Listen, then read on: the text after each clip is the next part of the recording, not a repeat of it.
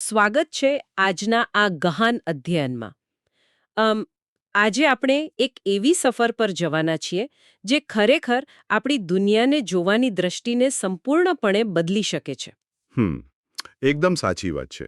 અને આજના આ ડીપ ડાઇવ માટે આપણી પાસે એક બહુ જ રસપ્રદ સ્ત્રોત છે.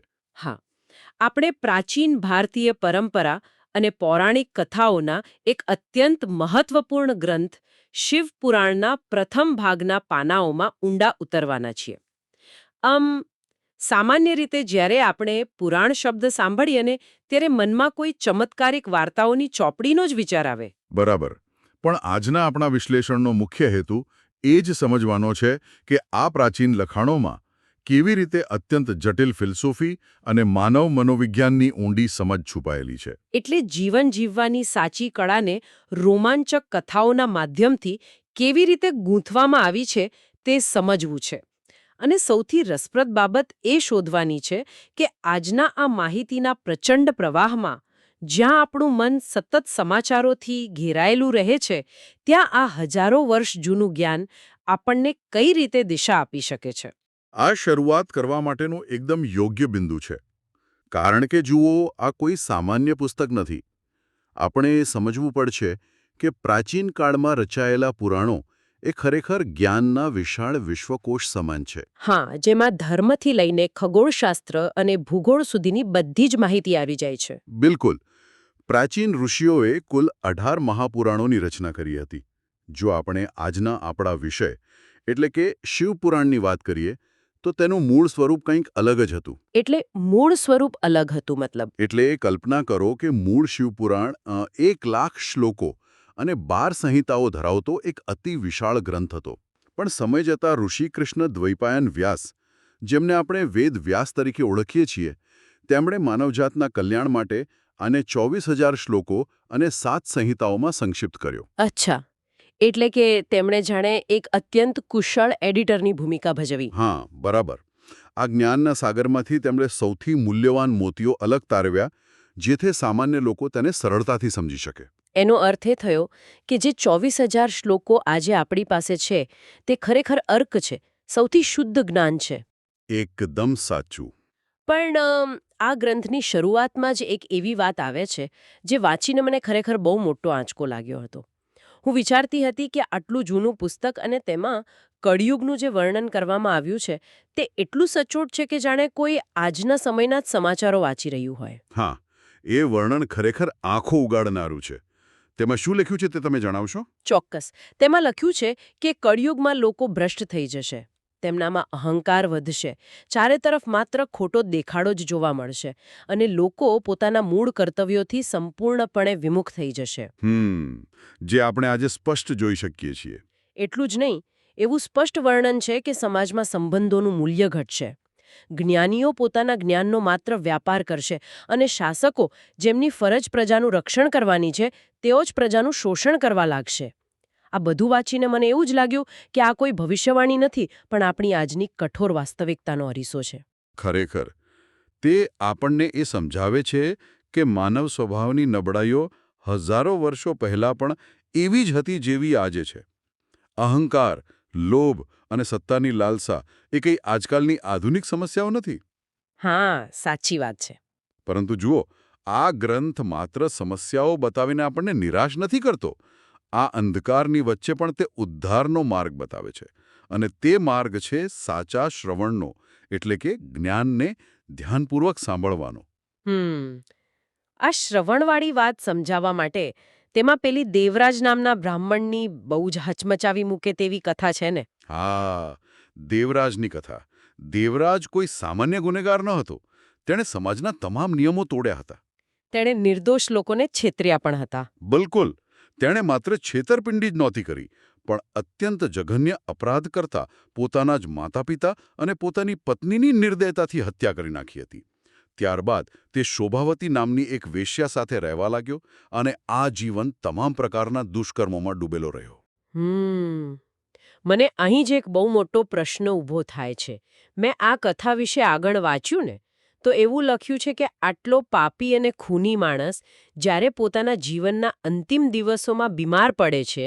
હા, જ્યારે તેને ભયંકર તાવ હોય છે. હા, તો તે તાવથી પીડાતો ભટકતો ભટકતો પ્રતિષ્ઠાન નામના નગરમાં એક શિવ મંદિરમાં પહોંચી જાય છે.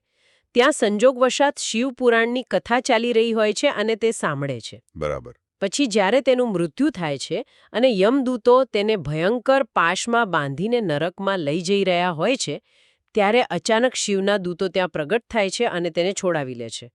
એટલે મને એક વાત સમજાવો, શું આ એક બહુ મોટી છટકબારી નથી લાગતી? છટકબારી એટલે તમારો કહેવાનો અર્થ એ છે કે મારો કહેવાનો અર્થ એ છે કે આખી જિંદગી હત્યાઓ અને પાપ કરો અને છેલ્લી ઘડીએ કોઈ મંદિરમાં બેસીને માત્ર એક કથા સાંભળી લેવાથી સીધી મુક્તિ મળી જાય, આ તો બહુ સહેલું છે. કોઈ પણ આવું જ કરે ને પછી. તમારો આ પ્રશ્ન એકદમ વ્યાજબી છે અને પહેલી નજરે જોતા કોઈને પણ આ એક અન્યાયી છટકાબારી જ લાગે. પરંતુ જો આપણે આ કથાના મનોવૈજ્ઞાનિક પાસાને ઊંડાણથી સમજીએ તો વાત કંઈક અલગ જ છે. કઈ રીતે અલગ છે? અહીં માત્ર કાનથી સાંભળવાની વાત નથી થઈ રહી. જ્યારે દેવરાજ મંદિરમાં હતો ત્યારે તે શારીરિક રીતે સંપૂર્ણ તૂટી ચૂક્યો હતો. તેને ભયંકર તાવ હતો અને મૃત્યુ તેની સાવ સામે ઊભું હતું. આ એવી ક્ષણ હોય છે જ્યારે માણસનો બધો જ અહંકાર ઓગળી જાય છે. અચ્છા, એટલે કે તે સમયે તે કોઈ પણ પ્રકારના બચાવની સ્થિતિમાં ન હતો. બરાબર. તેણે કથા માત્ર કાનથી નહોતી સાંભળી, પરંતુ તેના અંતરાત્માએ તે જ્ઞાનનો સ્વીકાર કર્યો હતો. તેને પોતાના ભયંકર કર્મોનું સાચું ભાન થયું હતું અને તેણે હૃદયપૂર્વક શરણાગતિ સ્વીકારી લીધી હતી. શિવપુરાણ આપણને એ સમજાવવા માંગે છે કે સાચો પશ્ચાતાપ અને જ્ઞાનનું એક કિરણ પણ અજ્ઞાન અને પાપના વર્ષો જૂના પહાડને બાળીને ભસ્મ કરી શકે છે. અદ્ભુત!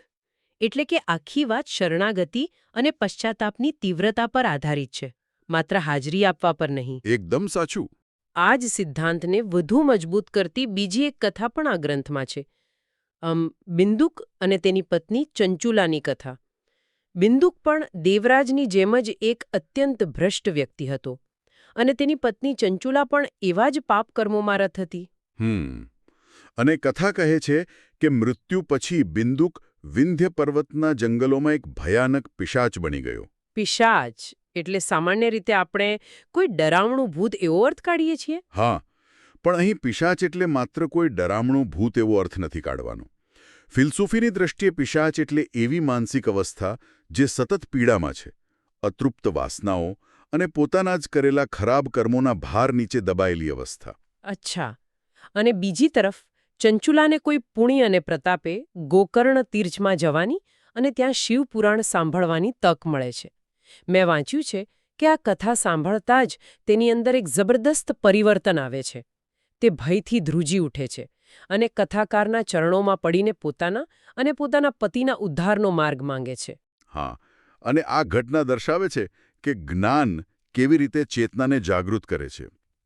ચંચુલાનો પશ્ચાતાપ એટલો સાચો અને તીવ્ર હતો કે માતા પાર્વતીએ સ્વયં તેના પર કૃપા કરી.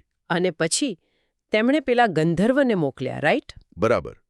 જ્યારે ચંચુલાએ પોતાના પિશાચ બની ગયેલા પતિને આ નર્ક સમાન પીડામાંથી મુક્ત કરવા વિનંતી કરી, ત્યારે માતા પાર્વતીએ ગંધર્વરાજ તુંબુરુને આદેશ આપ્યો. તુંબુરુએ વિંધ્ય પર્વત પર જઈને તે ભયંકર દેખાતા પિશાચ બિંદુઘને દિવ્ય પાશથી બાંધી દીધો. હવે જુઓ, પાશથી કેમ બાંધ્યો? જેથી તેનું ભટકતું અને અશાંત મન સ્થિર થાય. અને પછી તુંબુરુએ સંગીતમય રીતે આખું શિવપુરાણ તેને સંભળાવ્યું. વાહ! એટલે સંગીત અને જ્ઞાનનો સમન્વય. હા, અને આ કથા સાંભળતા જ બિંદુકની અંદર રહેલો પાપનો અંધકાર દૂર થયો. તે પિશાચીઓનીમાંથી મુક્ત થયો અને તેણે એક દિવ્ય સ્વરૂપ ધારણ કર્યું. એટલે આ બંને કથાઓનો મૂળ નિષ્કર્ષ એ છે કે કોઈ પણ વ્યક્તિ ક્યારેય સુધારણાની બહાર નથી હોતી. માણસ ગમે તેટલો નીચે પડ્યો હોય, પણ જો તેને સાચા જ્ઞાનનું શ્રવણ કરવા મળે અને તે તેનો સ્વીકાર કરે તો તેનો ઉદ્ધાર નિશ્ચિત છે. બિલકુલ સાચી વાત. આ ખરેખર આશા આપનારી વાત છે. તો ચાલો, માણસોની ભૂલોથી આગળ વધીને હવે આપણે સીધા દેવતાઓના સ્તર પર જઈએ. કારણ કે મને લાગે છે કે અહંકારની સમસ્યા માત્ર મનુષ્ય પૂરતી સીમિત નથી. હા, અહંકાર તો દેવોને પણ નથી છોડતો. હા, ગ્રંથમાં એક અત્યંત પ્રખ્યાત અને ફિલસૂફીથી ભરેલી કથા છે જે સત્તા અને અહંકારના એક ભયંકર ટકરાવ વિશે છે. બ્રહ્મા અને વિષ્ણુ વચ્ચેનું યુદ્ધ. જો આપણે આજના સંદર્ભમાં કહીએ ને તો આ કોઈ બે વિશાળ કોર્પોરેટ કંપનીઓના સીઈઓ વચ્ચેની લડાઈ જેવું હતું. બહુ જ સરસ ઉદાહરણ આપ્યું તમે. હા, જ્યાં બંને દાવો કરી રહ્યા હતા કે આ સમગ્ર સૃષ્ટિની કંપની મેં જ ઊભી કરી છે અને હું જ સર્વશ્રેષ્ઠ છું. તેમનો આ બૌદ્ધિક અહંકાર ધીમે ધીમે હિંસામાં પલટાયો અને બંનેએ એકબીજા પર ભયંકર અસ્ત્રો છોડ્યા. બ્રહ્માએ પાશુપત અસ્ત્ર અને વિષ્ણુએ માહેશ્વર અસ્ત્રનો ઉપયોગ કર્યો. અને આ કોઈ સામાન્ય તલવાર કે તીર ન હતા. આ બ્રહ્માંડનો નાશ કરી શકે તેવા મહાવિનાશક શસ્ત્રો હતા. આખી સૃષ્ટિ જાણે બળીને ખાખ થઈ જવાના આરે ઊભી હતી. પછી શું થયું? અને બરાબર એ જ નિર્ણાયક ક્ષણે જ્યારે બ્રહ્માંડનો અંત નિશ્ચિત લાગી રહ્યો હતો ત્યારે તેમના આંધળા અહંકારને શાંત કરવા અને તેમને વાસ્તવિકતાનું ભાન કરાવવા માટે એક અકલ્પનીય ઘટના ઘટી. બ્રહ્મા અને વિષ્ણુની બરાબર વચ્ચે એક અનંત અગ્નિનો સ્તંભ પ્રગટ થયો. જેને આપણે જ્યોતિર્લિંગ કહીએ છીએ. બરાબર. આ કોઈ સામાન્ય અગ્નિ ન હતો. આ એક વિશાળ જ્યોતિર્લિંગ હતો. તેની કોઈ શરૂઆત ન હતી અને કોઈ અંત ન હતો. તે એટલો વિરાળ અને તેજસ્વી હતો કે તેણે બ્રહ્મા અને વિષ્ણુના તે મહાવિનાશક અસ્ત્રોને પોતાની અંદર ગળી લીધા. જાણે કે કોઈ મોટા સમુદ્રમાં બે નાના કાંકરા પડ્યા હોય ને એમ. ઓહ, એટલે તેમના શસ્ત્રોની કોઈ જ અસર ન થઈ? હા, આ દ્રશ્ય જોઈને બંને દેવો સ્તબ્ધ થઈ ગયા. તેમનો ક્રોધ તરત જ આશ્ચર્યમાં ફેરવાઈ ગયો અને તેમણે નક્કી કર્યું કે ચાલો હવે લડવાનું બંધ કરીએ અને આ રહસ્યમય અગ્નિસ્તંભનો છેડો શોધીએ. અને આ શોધની પ્રક્રિયાનું વર્ણન પણ એટલું જ રોમાંચક છે. મેં વાંચ્યું છે કે વિષ્ણુએ એક વિશાળકાય વરાહ એટલે કે જંગલી ભૂંડનું સ્વરૂપ ધારણ કર્યું. કારણ કે વરાહ જમીન ખોદવામાં માહેર હોય છે. હા, તે મૂળ શોધવા પાતાળ તરફ ગયા. બરાબર. તેઓ આ સ્તંભનું મૂળ શોધવા માટે પાતાળની ઊંડાઈઓમાં ઉતરતા ગયા. બીજી તરફ બ્રહ્માએ એક હંસનું રૂપ લીધું અને આ સ્તંભની ટોચ શોધવા માટે અનંત આકાશ તરફ ઉડાન ભરી. હજારો વર્ષો સુધી આ અવિરત શોધ ચાલતી રહી. છતાં વિષ્ણુને તે અગ્નિસ્તંભનો કોઈ અંત કે આધાર મળ્યો નહીં. તેઓ થાકીને પાછા ફર્યા અને મને લાગે છે કે અહીં તેમની મહાનતા જોવા મળે છે. બિલકુલ. તેમણે નિખાલસતાથી અને કોઈપણ પ્રકારના સંકોચ વિના પોતાની હાર સ્વીકારી લીધી. તેમણે સત્યનો માર્ગ પસંદ કર્યો અને સ્વીકાર્યું કે આ અગ્નિસ્તંભ તેમના કરતાં ઘણો વિશાળ છે. પણ બ્રહ્માજીની પ્રતિક્રિયા તો સાવ વિપરીત હતી ને? હા, અહીં બ્રહ્માજીનું વર્તન માનવ મનોવિજ્ઞાનની એક બહુ મોટી નબળાઈ દર્શાવે છે. બ્રહ્માજીને પણ ટોચ નહોતી મળી, પરંતુ આકાશમાંથી ઉડતા ઉડતા તેમણે એક કેતકીના ફૂલને નીચે પડતું જોયું. પોતાના અહંકારને સંતોષવા અને વિષ્ણુ સામે પોતાને ચડિયાતા સાબિત કરવા માટે બ્રહ્માજીએ એક ખોટી વાર્તા ઊભી કરી દીધી. એટલે તેમણે છેતરપિંડી કરી? હા, તેમણે કેતકીના ફૂલને પોતાની ખોટી સાક્ષી આપવા માટે તૈયાર કર્યું. આજના સમયમાં કોઈ બનાવટી દસ્તાવેજ રજૂ કરીને કોર્ટમાં કેસ જીતવાનો પ્રયાસ કરે ને, આ બરાબર એવું જ હતું. તેમણે વિષ્ણુ પાસે આવીને દાવો કર્યો કે તેમણે સ્તંભની ટોચ જોઈ લીધી છે અને કેતકીનું ફૂલ તેનો સાક્ષી છે. અરે બાપરે! આ સ્પષ્ટ છેતરપિંડી હતી. અને આ અસત્ય બોલતા જ તે અનંત અગ્નિસ્તંભ ફાટ્યો અને તેમાંથી ભગવાન શિવ પ્રગટ થયા. શિવે બ્રહ્માજીને તેમના આ અહંકાર અને અસત્ય માટે આકરો શ્રાપ આપ્યો કે દુનિયામાં ક્યાંય પણ તેમની પૂજા નહીં થાય. અને પેલા ફૂલનું શું થયું? ખોટી સાક્ષી આપનાર કેતકીના ફૂલને કાયમ માટે શિવપૂજામાંથી બાકાત કરી દેવામાં આવ્યો. સામે પક્ષે વિષ્ણુની સત્યનિષ્ઠા અને નમ્રતા જોઈને શિવે તેમને પોતાના સમાન પૂજનીય દરજ્જો આપ્યો. આ કથા આપણને એ પણ સમજાવે છે કે શા માટે શિવની પૂજા બે અલગ અલગ સ્વરૂપોમાં થાય છે. હા, સકલ અને નિષ્કલ સ્વરૂપ. સકલ સ્વરૂપે એટલે કે આકારવાળી મૂર્તિના રૂપમાં થાય છે. પરંતુ શિવ અનંત છે. તેમનો કોઈ આકાર નથી. તે નિરાકાર બ્રહ્મ છે. તે દર્શાવવા માટે જ પેલો અગ્નિસ્તંભ પ્રગટ થયો હતો. એકદમ સાચું. અને આ જ કારણ છે કે શિવની પૂજા નિષ્કલ એટલે કે નિરાકાર પ્રતીક શિવલિંગ તરીકે સૌથી વધુ થાય છે. આ કથા ખરેખર આપણા અંદર ચાલતા અહંકાર અને સત્ય વચ્ચેના સંઘર્ષનું બહુ જ સુંદર રૂપક છે. જ્યારે આપણે હું જ બધું જાણું છું તેવો અહંકાર કરીએ છીએ ને, ત્યારે કુદરત આપણને આપણું સાચું સ્થાન બતાવી જ દે છે. બિલકુલ સાચું. હવે આ કથા પરથી આપણે સૃષ્ટિના કેટલાક એવા વૈશ્વિક સિદ્ધાંતો તરફ આગળ વધીએ જે આ ગ્રંથમાં ખૂબ જ ઝીણવટપૂર્વક સમજાવ્યા છે. આપણે સામાન્ય રીતે એવું માનતા હોઈએ છીએ કે બ્રહ્મા સર્જક છે, વિષ્ણુ પાલનહાર છે અને શિવ માત્ર વિનાશક છે. હા, મોટે ભાગે બધા એવું જ માને છે. પરંતુ શિવપુરાણ આ માન્યતાને બહુ વિશાળ ફલક પર લઈ જાય છે. તેમાં શિવના 5 મહાન કાર્યો, જેને પંચકાર્યો કહેવાય છે, તેનું વિસ્તૃત વર્ણન છે. કયા છે આ 5 કાર્યો? આ 5 કાર્યો છે સર્ગ એટલે કે સર્જન, સ્થિતિ એટલે કે જાળવણી, સંહાર એટલે કે વિનાશ, તિરોભાવ અને અનુગ્રહ. આમ જુઓ, આમાં પહેલા 3 તો બહુ સરળતાથી સમજાય તેવા છે. સર્જન, જાળવણી અને વિનાશ. પૃથ્વી સર્જન માટે છે, જળ જાળવણી માટે છે અને અગ્નિ વિનાશ માટે છે. પણ આ તિરોભાવ અને અનુગ્રહ શું છે? આ શબ્દો થોડા ભારે છે. તેને થોડું સરળ ભાષામાં સમજાવશો? ચોક્કસ. અમ, તિરોભાવ એટલે આવરણ અથવા માયાનો પડદો. માયાનો પડદો એટલે? જો હું તેને સાદી ભાષામાં સમજાવું તો આ સૃષ્ટિ બરાબર ચાલે તે માટે આપણા મન પર એક પ્રકારનો ભ્રમ કે માયાનું આવરણ બહુ જરૂરી છે. આપણે આપણા મૂળ સ્વરૂપને ભૂલીને આ ભૌતિક જગતમાં, સંબંધોમાં અને ઈચ્છાઓમાં એટલા અટવાઈ જઈએ છીએ જાણે એ જ અંતિમ સત્ય હોય. હા, આપણે રોજબરોજના જીવનમાં એટલા વ્યસ્ત થઈ જઈએ છીએ કે વાસ્તવિકતા ભૂલી જઈએ છીએ. બરાબર. આ માયાવી શક્તિ જે મૂળ સત્યને છુપાવી રાખે છે ને, તે જ તિરોભાવ છે. વાયુ આ કાર્ય કરે છે. અને પેલું 5મું કાર્ય અનુગ્રહ. 5મું કાર્ય છે અનુગ્રહ, એટલે કે કૃપા અથવા મુક્તિ. જ્યારે આત્મા આ માયાના પડદાની પાછળનું સત્ય સમજી જાય છે, ત્યારે તેને આ જન્મ-મરણના ચક્રમાંથી મુક્તિ મળે છે. આકાશ તત્વ આ મુક્તિનું પ્રતીક છે. બ્રહ્મા અને વિષ્ણુને માત્ર સર્જન અને જાળવણીનું જ કાર્ય સોંપવામાં આવ્યું છે, જ્યારે અંતિમ મુક્તિ એટલે કે અનુગ્રહ માત્ર ને માત્ર શિવ જ પ્રદાન કરી શકે છે. આ અદ્ભુત ફિલોસોફી છે ખરેખર. અને આ જ સંદર્ભમાં ઓમકાર એટલે કે ઓમ વિશેની માહિતી પણ આમાં ખૂબ જ રસપ્રદ આપેલી છે. હા, ઓમકારની ઉત્પત્તિનું વર્ણન.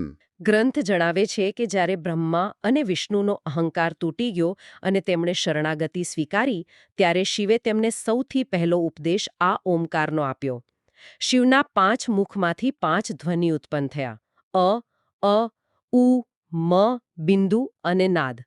આ પાંચેય ધ્વનિઓ એકબીજામાં ભળી ગયા અને તેમાંથી ઓમ મંત્રની ઉત્પત્તિ થઈ. એકદમ સાચું. આ ઓમકાર જ સમગ્ર બ્રહ્માંડનો મૂળભૂત ધ્વનિ છે. બધા જ વેદો અને મંત્રોનું મૂળ આ એક જ શબ્દમાં રહેલું છે. અને આ જ પંચમુખી સ્વરૂપમાંથી નમઃ શિવાય એટલે કે પંચાક્ષર મંત્ર પણ ઉદ્ભવ્યો છે. અચ્છા, એટલે નમઃ શિવાય પણ ત્યાંથી જ આવ્યો. હા. અને જુઓ, આ ઘટના સાથે એક બહુ મોટો ઉત્સવ પણ જોડાયેલો છે. શિવરાત્રી. હા, માર્ગશીર્ષ મહિનાના આર્દ્રા નક્ષત્રમાં જે રાત્રે શિવ તે અનંત અગ્નિના સ્તંભ રૂપે પ્રગટ થયા હતા અને બ્રહ્મા વિષ્ણુનો અહંકાર તોડ્યો હતો, તે જ રાત્રિને આપણે મહાશિવરાત્રિ તરીકે ઉજવીએ છીએ. આ દિવસે શિવલિંગની પૂજા, ઉપવાસ અને રાત્રિ જાગરણનું ખૂબ જ વિશેષ મહત્વ છે, કારણ કે તે જ્ઞાનના પ્રકાશના પ્રાગટ્યનો દિવસ છે. બહુ જ સુંદર વાત કરી. તો ચાલો હવે આપણે બ્રહ્માંડના આ ગહન રહસ્યોમાંથી થોડા બહાર આવીએ અને આપણા રોજિંદા જીવન સાથે જોડાયેલી કેટલીક અત્યંત વ્યવહારિક બાબતો પર નજર કરીએ. ચોક્કસ. તેમાં ઘણું બધું વ્યવહારિક જ્ઞાન પણ છે. હા, શિવપુરાણમાં પ્રાચીન જીવનશૈલી, વ્યક્તિગત શિસ્ત અને ખાસ કરીને સંપત્તિના વ્યવસ્થાપન વિશે જે લખ્યું છે, તે કોઈ પણ આધુનિક ફાઇનાન્શિયલ પ્લાનરને પણ આશ્ચર્યમાં મૂકી દે તેવું છે. સૌથી પહેલાં તો શિસ્તની જ વાત કરીએ. હા, કથા સાંભળવાના નિયમો. બરાબર. આ પુરાણ સાંભળવું એ જમાનામાં કોઈ સામાન્ય વાત નહોતી. જાણે કોઈ મોટો ઉત્સવ હોય તેમ તેની તૈયારી થતી. કથાની શરૂઆત કરવા માટે જ્યોતિષી પાસે યોગ્ય મુહૂર્ત કઢાવવું પડતું. શ્રોતાઓ માટે નિયમ હતો કે જ્યાં સુધી કથા ચાલે ત્યાં સુધી તેમણે જમીન પર સૂવું, બ્રહ્મચર્યનું પાલન કરવું અને કથા સાંભળતી વખતે કોઈ પણ વસ્તુ ખાવા પીવાની કે પાન ચાવવાની સખત મનાઈ હતી. બહુ કડક નિયમો હતા. હા, જો કોઈ વ્યક્તિ કથા અધવચ્ચેથી છોડીને જતું રહે તો તેને પાપ લાગશે તેવી કડક ચેતવણી પણ હતી.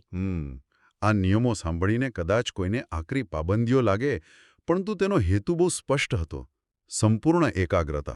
એટલે ફોકસ કરવા માટે. હા, આજના સમયમાં આપણે જેને ડિજિટલ ડિટોક્સ કહીએ છીએ, અથવા કોઈ મહત્વનું કામ કરતી વખતે ફોનને ડુ નોટ ડિસ્ટર્બ મોડ પર મૂકી દઈએ છીએ. આ બરાબર એવું જ હતું. ધ્યાન ભટકાવનારા તમામ વિક્ષેપોથી સંપૂર્ણપણે દૂર રહેવું. વેદો અનુસાર મુક્તિના 3 સ્પષ્ટ તબક્કા છે. કયા કયા? શ્રવણ એટલે કે સાચા જ્ઞાનને પૂરી એકાગ્રતાથી સાંભળવું. બીજું છે કીર્તન એટલે કે તે જ્ઞાનનું વારંવાર ઉચ્ચારણ કરવું. અને ત્રીજું છે મનન એટલે કે સાંભળેલી વાત પર ઊંડો વિચાર કરવો. પણ જો કોઈ માણસ બહુ વ્યસ્ત હોય અને આ બધું ન કરી શકે તો? હા, જો કોઈ વ્યક્તિ પોતાના રોજિંદા વ્યસ્ત જીવનને કારણે આ 3 બાબતો ન કરી શકે, તો જ્ઞાનીઓએ શિવલિંગ અથવા મૂર્તિની પૂજાનો માર્ગ સૂચવ્યો છે, જેમાં ફૂલો, જળ અને અન્ય સામગ્રીઓથી ધીમે ધીમે ધ્યાન કેન્દ્રિત કરવામાં આવે છે. આ ઉપરાંત મને બીજી એક વાત બહુ ગમી. મનુષ્યની દિનચર્યા કેવી હોવી જોઈએ તેનું પણ સુંદર વર્ણન આમાં છે. સવારે બ્રહ્મ મુહૂર્તમાં ઉઠવું, શુદ્ધિ કરવી, આ બધું તો છે જ, પણ મને જે સૌથી વધુ ચોંકાવનારી વાત લાગી તે છે તેમની આર્થિક નીતિઓ. હા, આર્થિક નીતિઓ ખરેખર બહુ એડવાન્સ છે. હજારો વર્ષો પહેલા લખાયેલા આ ગ્રંથમાં મની મેનેજમેન્ટનું કેટલું સ્પષ્ટ આયોજન છે. આજે ફાઇનાન્શિયલ એક્સપર્ટ્સ આપણને 50-30-20નો રૂલ શીખવે છે, પણ શિવપુરાણ કહે છે કે વ્યક્તિએ પોતાની કુલ કમાણીના 3 સમાન ભાગ કરવા જોઈએ. બરાબર. એટલે કે પોતાના વેપાર કે કામકાજના વિકાસ અને ભવિષ્યની બચત માટે રાખો, અને ત્રીજો ભાગ ભોગ માટે, એટલે કે પોતાના પરિવારના ભરણપોષણ અને વ્યક્તિગત આનંદ માટે વાપરવો જોઈએ. તમે જુઓ, આ વિચારધારા કેટલી આધુનિક અને સંતુલિત છે. તે માત્ર સંન્યાસની વાત નથી કરતું, પણ પરિવાર સાથે આનંદપૂર્વક જીવન જીવવાની છૂટ પણ આપે છે. શરત માત્ર એટલી કે તમે સમાજ અને ભવિષ્યનું પણ ધ્યાન રાખો. એકદમ બેલેન્સ્ડ લાઈફ. હા, આ ઉપરાંત ટેક્સ અથવા સામાજિક જવાબદારીનો પણ ઉલ્લેખ છે. ખેતી કરતા ખેડૂતોએ પોતાની આવકનો 10મો ભાગ અને વેપાર કરતા લોકોએ પોતાની આવકનો 6ઠ્ઠો ભાગ દાન અને સમાજ કલ્યાણ માટે આપવો જોઈએ તેવો નિયમ હતો. અને કાળા નાણાં વિશે પણ કંઈક છે ને? હા, જો કોઈ ધન અયોગ્ય કે પાપના માર્ગે કમાયેલું હોય તો તેને પૂરેપૂરું દાનમાં આપી દઈને તે પાપમાંથી મુક્ત થઈ જવું જોઈએ, એવો આદેશ છે. આ સંપત્તિની સમાન વહેંચણીનું એક ઉત્તમ મોડેલ છે. આ ખરેખર જબરદસ્ત છે. અને છેલ્લે આ ગ્રંથ ભૂગોળ અને ખગોળશાસ્ત્રને કેવી રીતે આવરી લે છે તેને પણ થોડી વાત કરીએ. ચોક્કસ. આ સાંભળીને કદાચ ઘણા શ્રોતાઓને નવાઈ લાગશે કે શિવે જ સૃષ્ટિના કલ્યાણ માટે અઠવાડિયાના 7 દિવસો બનાવ્યા અને દરેક દિવસને અલગ અલગ ગ્રહો અને દેવતાઓ સાથે જોડી દીધા. જેમ કે રવિવાર સૂર્યનો દિવસ છે, જે આરોગ્ય અને રોગમુક્તિ આપે છે. સોમવાર સંપત્તિ મેળવવા માટે છે, મંગળવાર બીમારીઓથી બચાવવા માટે છે, અને શનિવાર અકાળ મૃત્યુના ભયને ટાળવા માટે છે. અને માત્ર સમય જ નહીં, પરંતુ પ્રકૃતિ પ્રત્યેનો તેમનો આદર પણ અદ્ભુત છે. ગ્રંથમાં ગંગા, નર્મદા, ગોદાવરી, કાવેરી જેવી પવિત્ર નદીઓનું અત્યંત ઐતિહાસિક અને આધ્યાત્મિક મહત્વ વર્ણવવામાં આવ્યું છે. હા, જેમ કે નર્મદા નદી વિશે કહેવાય છે. બરાબર. નર્મદા નદી વિશે કહેવાય છે કે તે 24 મુખવાળી છે અને તે વ્યક્તિને વિષ્ણુલોક સુધી પહોંચાડે છે તેવી માન્યતા છે. ગોદાવરીમાં સ્નાન કરવાથી મોટા પાપો નષ્ટ થાય છે. આ માત્ર ધાર્મિક માન્યતાઓ નથી, પરંતુ પ્રાચીન ભારતીયો પ્રકૃતિ અને જળસ્ત્રોતોને કેટલું પવિત્ર અને જીવનદાયી માનતા હતા તેનું આ જીવંત ઉદાહરણ છે. એટલે નદીઓ તેમના માટે માત્ર પાણીનો પ્રવાહ નહીં, પરંતુ જીવંત દેવીઓ સમાન હતી. એકદમ સાચું. ખરેખર. તો આજના આ ગહન વિશ્લેષણનો જો સારાંશ કાઢીએ તો આ સફર અદ્ભુત રહી. શિવપુરાણના આ અંશોએ આપણને બ્રહ્માંડના સર્જન અને ઓમકારની ઉત્પત્તિથી લઈને અહંકારના દુષ્પરિણામો, સાચા પશ્ચાતાપની તાકાત અને રોજિંદા જીવનમાં પૈસાનું વ્યવસ્થાપન કેવી રીતે કરવું તે તમામ બાબતોનું જ્ઞાન આપ્યું. આ પ્રાચીન ગ્રંથમાં દરેક બાબતનું કેટલી ઝીણવટપૂર્વક અને મનોવૈજ્ઞાનિક રીતે વર્ણન કરવામાં આવ્યું છે તે જોતા પ્રાચીન ઋષિઓની બુદ્ધિમત્તા માટે માન ઉપજી આવે છે. હા, અને આજના આધુનિક સમયમાં પણ આ જ્ઞાનની પ્રસ્તુતતા જરાય ઓછી નથી થઈ. દેવરાજ અને ચંચુલાની વાર્તા આપણને શીખવાડે છે કે માણસ પોતાની ભૂલોમાંથી બહાર આવી શકે છે. બરાબર. બ્રહ્મા અને વિષ્ણુની કથા યાદ દેવડાવે છે કે ખોટો બૌદ્ધિક અહંકાર ક્યારેય લાંબો ટકતો નથી અને નમ્રતાપૂર્વક સત્યનો સ્વીકાર કરવો એ જ શ્રેષ્ઠ માર્ગ છે. અને ધન વ્યવસ્થાપનના નિયમો તો આજે પણ એટલા જ સચોટ છે. એકદમ સાચી વાત. આજના આ સેશનને અંત તરફ લઈ જતા હું એક વિચાર પ્રેરક પ્રશ્ન મૂકવા માંગુ છું. હા, ચોક્કસ, કહો ને. આજના આ માહિતીના પ્રચંડ પ્રવાહવાળા યુગમાં જ્યાં દરરોજ લાખો નવી વાતો, વિડીયો અને સમાચારો આપણી આસપાસ ગુમરાયા કરે છે, ત્યારે કદાચ તે બ્રહ્મા અને વિષ્ણુની કથાનો પેલો અનંત અગ્નિનો સ્તંભ બીજું કંઈ નહીં પણ આ જ જ્ઞાનનો અને માહિતીનો એ વિશાળ મહાસાગર છે જેને આપણે પૂરેપૂરો માપવાનો કે ગ્રહણ કરવાનો વ્યર્થ પ્રયાસ કરી રહ્યા છીએ. બહુ ઊંડી વાત છે આ. હા, આપણે સૌ જાણે બ્રહ્મા કે વિષ્ણુ બનીને ઇન્ટરનેટ રૂપી આ માહિતીના સ્તંભનો છેડો શોધવા માટે અવિરત દોડી રહ્યા છીએ.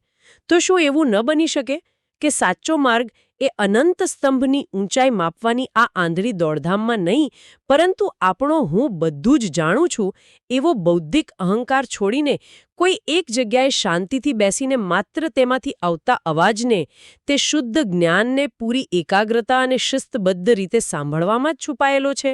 આ ખરેખર એક અત્યંત ગહન વિચાર છે.